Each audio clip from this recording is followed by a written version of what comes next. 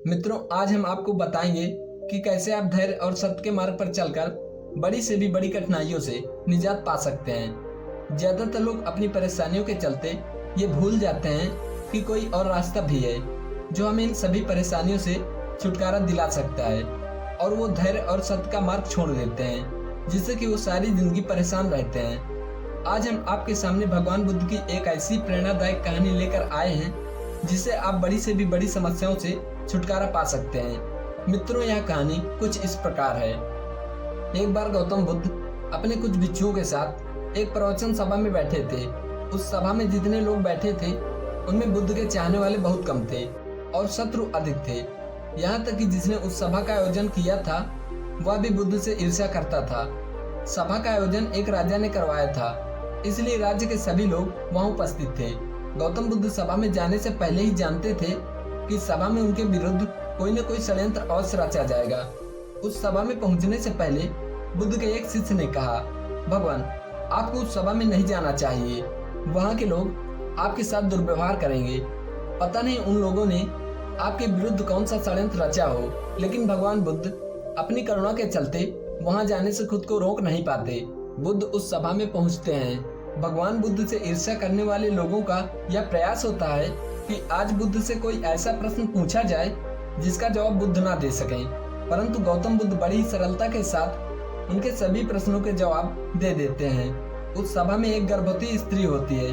वह स्त्री बुद्ध से कहती है, आप ध्यान की बात करते हो, आप ज्ञान की बात करते हो, आप सत्य की बात करते हो, आप लोगों को सत्य के मार्ग पर चलने की जिम्मेदारी लेते हो, परंतु क्या आपके भीतर जरा भी दया नहीं है? क्या आपको मुझ अबला की कोई चिंता नहीं है जिसे आपने गर्भवती बनाकर छोड़ दिया?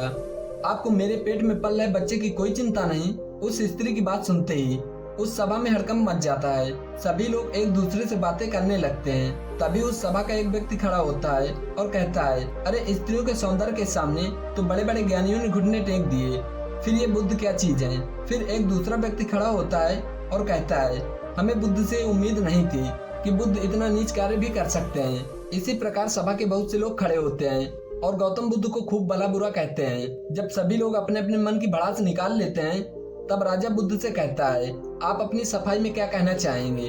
तभी बुद्ध उस गर्भवती स्त्री से कहते हैं, पुत्री, इस पूरे ब्रह्मांड में केवल दो ही लोग इस सत्य को जानते हैं कि तुम सत्य बोल रही हो या असत्य।